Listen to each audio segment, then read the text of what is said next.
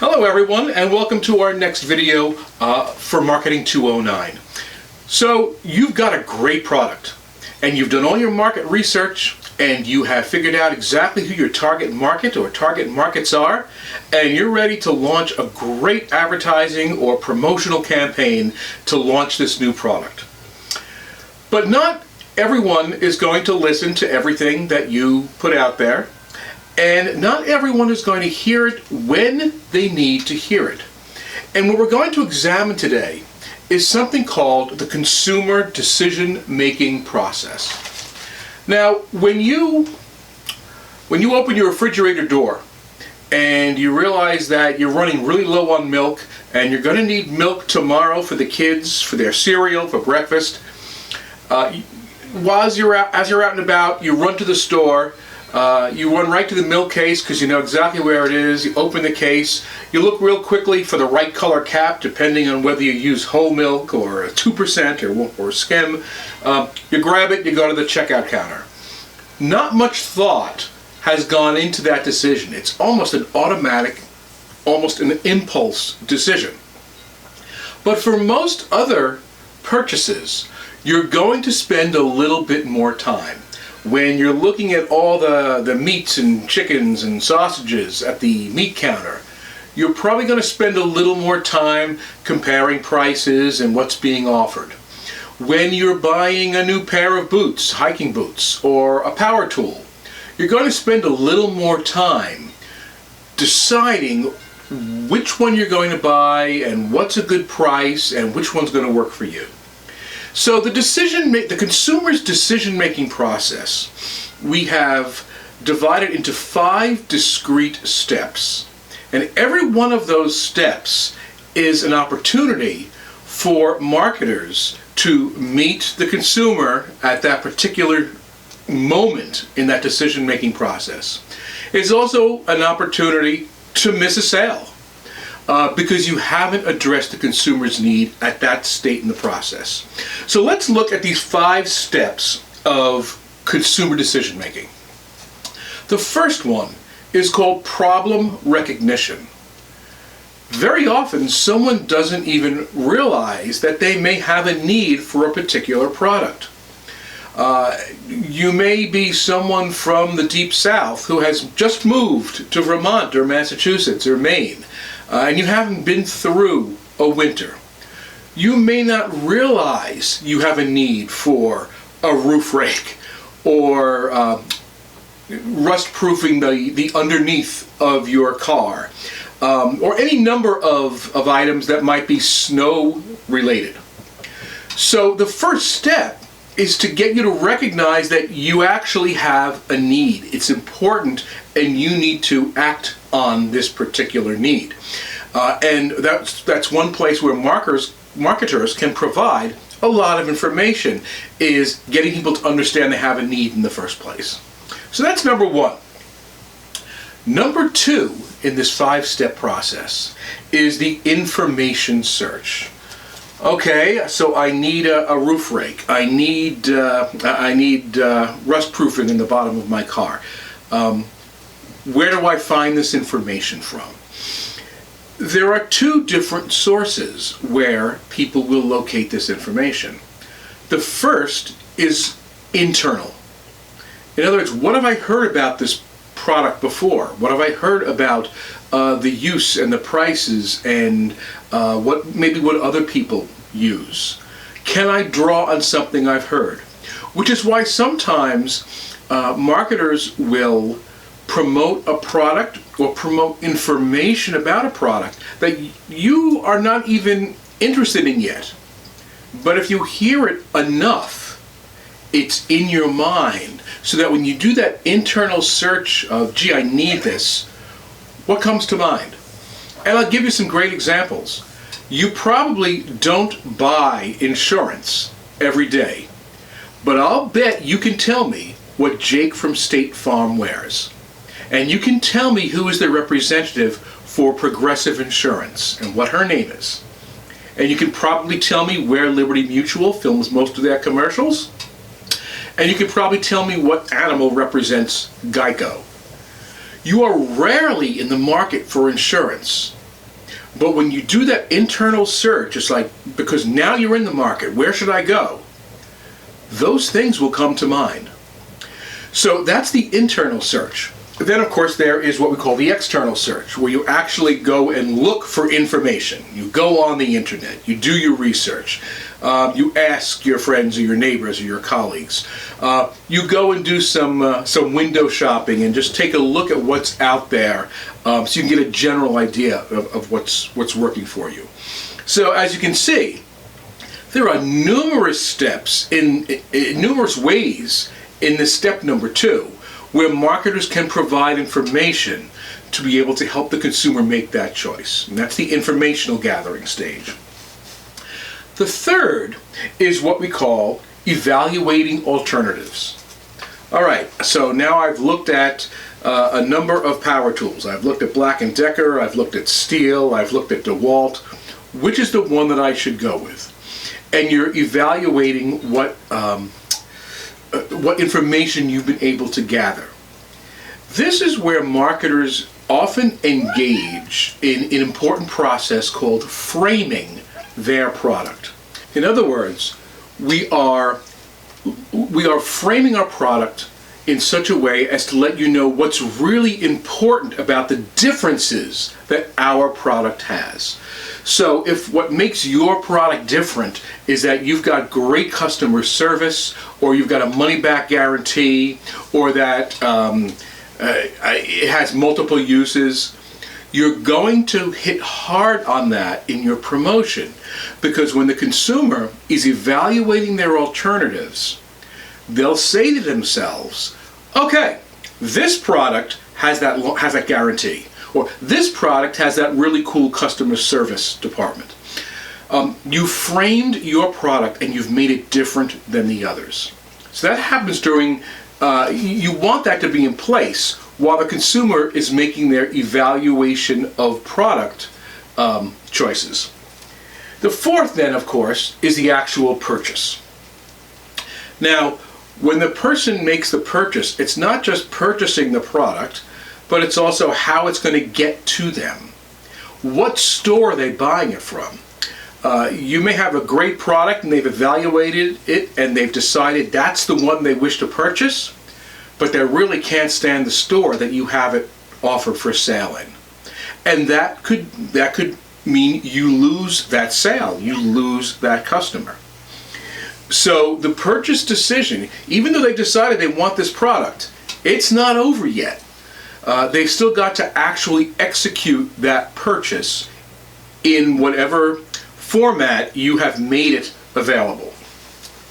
Now the last 3 steps, the search for information, the evaluation of alternatives, and the actual purchase decision, those 3 steps are very significantly influenced by what we call situational influences and psychological influences. And we're going to spend a little time discussing all of those in a little more depth. But let me get to the last step. The 5th step in this 5-step consumer decision-making process is the post-purchase evaluation. In the post-purchase evaluation, this is when a consumer has bought the product and now they're kind of sorry that they did.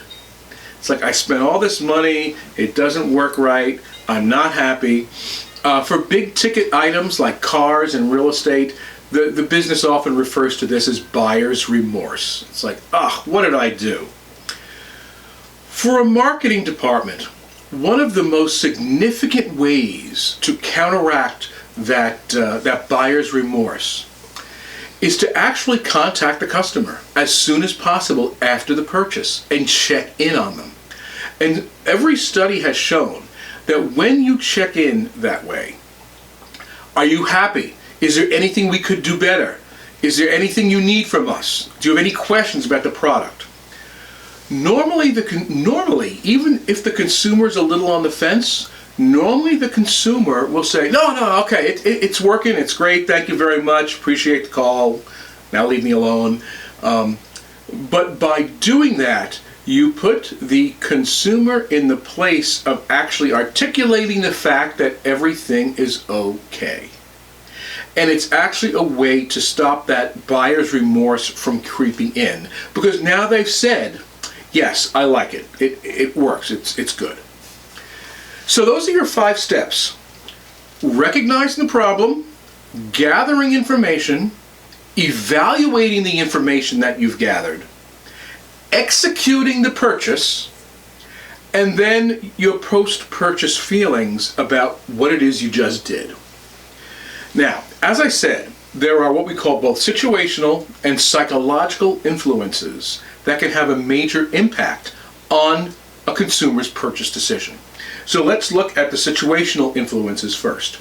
And since I gave you 5 steps for the decision-making process, I'm going to give you 5 situational influences that could affect this purchase decision. The first is purely physical. Where is the store that I have to go to pick it up? When I get there, is it well lit? Is it crowded? Is it dirty? Is it noisy? Do I like being there? Is the weather preventing me from going out? It's like, I'm not going out in this weather to get this. These are all physical, situational influences that could affect that purchase decision. And if you're like me, you have probably gone to a store, picked up a number of items, and then just been so annoyed, overwhelmed at how many people were there and how long the lines were and how long it was taking that you put your products down and you walked out of the store. I know I've done that. So the physical situation will impact the purchase. Related to that is social. How are you interacting with the employees at the store? When you ask where something is, do they say, oh yes, we have 3 different kinds and they're right down this aisle, let me show you? Or do they say, oh, I don't know, it would be in aisle 7 if we had it? That's going to impact consumer purchase decisions. When I get responses like that from customer service, I have almost in a flash decided I'm not buying the product at the store, even if they have it. That's me. But that's the social situational influence on me. Related to that is time. How much time do I have? Am I casually walking through the store, or do I need to run in and run out because I'm trying to pick something up in between 2 other appointments? A 4th situational influence is the reason behind why I'm buying this, and am I completely fully informed? Great example of that. About a week ago, my husband asked me to pick up some cat food, some dry kibble cat food that was for cats with hairballs. So I got to the store and I was looking for the particular brand that we usually get, and they didn't have that, but there was another brand. Now I was in a bit of a conundrum. Did he ask me to pick up that cat food because we're out of cat food and so anything will do in a pinch? Or was it because we were having a hairball problem and he wanted me to try brand X instead of brand Y? So that it was important to get that particular brand. I didn't know at that point. So the reason behind my decision wasn't actually clear, and I kind of froze and we didn't buy any cat food that day. So there was a sale lost because of that situational influence. And then finally, there's mood. What mood am I in? Am I in a really good mood, or am I in a really bad mood? Because that's going to influence my interaction socially with people in the store. It's going to influence me in terms of whether the physical layout of the store bothers me or is pleasing to me. It's going to change everything. So obviously, for both store owners and for marketers trying to promote a product, the best thing they can do is make sure that what they are doing is putting you in the best possible mood in order to execute a sale with you. So those are your 5 situational influences. Then we have 5 psychological influences that are also pressing upon the consumer when they're making this decision. The first are family roles. Very often within a family, certain products are normally purchased by a particular member of that family. Sometimes garden tools are purchased by one spouse. Sometimes the weekly grocery shopping is done by one spouse. Other decisions might be done in a more collaborative fashion, like perhaps purchasing a car or a new car for the family.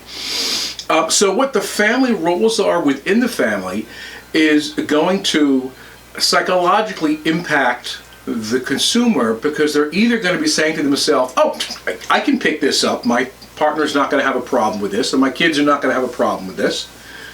Other times, it's not going to work that way.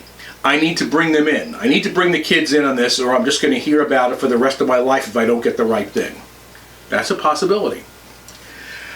A second psychological influence is your family's history. I grew up in a household where mom bought Tide clothes washing detergent every single week my entire life. When I go into the store, there is almost a knee-jerk reaction of I need washing detergent. Oh, Tide, because that's the family influence on me.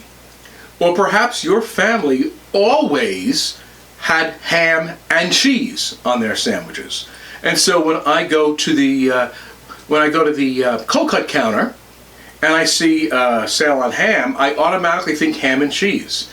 I don't think about what else I could pair with the ham, because I've got this family history of this is what we always did, so this is what you do. It could be grape jelly versus strawberry jelly to go with your peanut butter. You bring your family history with you. A third would be reference groups and persons. People you look to who are promoting a product, and it sticks with you. It could be a sports figure, it could be an entertainment figure, a movie star, and we all know how many advertisements feature these type of people, because these are reference people for us. And now when we go back and look at some of those insurance commercials, like Flo with Progressive or Jake at State Farm, they're doing multiple things here. First, they are creating a reference person for us to associate with the product. Second, the humor within the advertisement is attempting to put us in a good mood when we think about that product.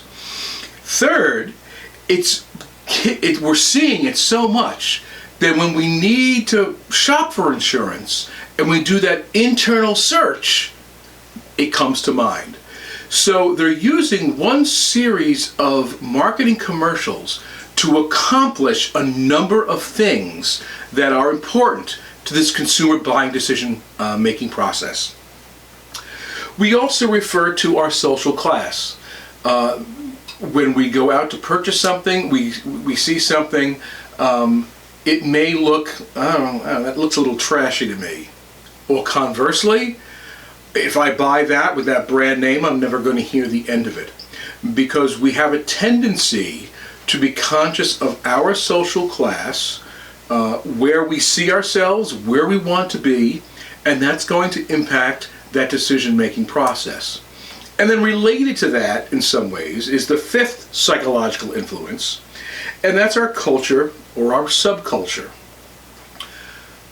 If everyone within our subculture, and it could be racial, religious, geographic, people at a particular workplace, if everyone loves a particular brand or a particular store or product, there's a good chance that that's going to impact me, and I'm going to say, well, gee, I ought to have one of those too.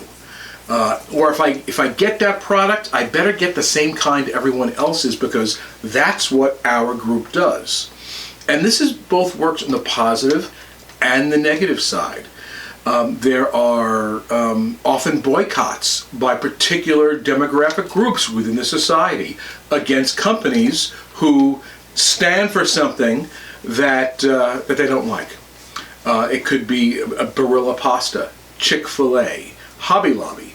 All of these companies have been the target of groups who have said, we don't like what you stand for, and we're not shopping at your store or buying your products. Well, if I'm a member of that group, whether I want that product or not, there's a really good chance that I'm not going to buy that product if the social circles I travel in have a very negative opinion about that product. So, you thought we started this video by talking about just walking into the store, grabbing a gallon of milk off the shelf and walking out. Very simple procedure, right? Well, sometimes it is that simple. But in many, many cases, it's not that simple. The consumer's going through this 5-step process of recognizing they have a problem or a need, gathering information, evaluating it, purchasing it, and then having a post-purchase experience with it. And overlaying on that whole thing, we have 5 situational influences. The store, the time, the reason I'm buying it, the mood that I'm in, my interaction with employees that are going to affect it. And then overlaid on that are all these psychological influences. The importance that people in my social group or my social class ascribe to that product. What has my family always done? Within my family, who makes this decision? Is it okay if I buy this? So it's a lot more complicated than just grabbing the milk off the shelf. And a good marketing plan is going to understand each step, each element, each factor that can impact that buying decision and is going to address as many as possible.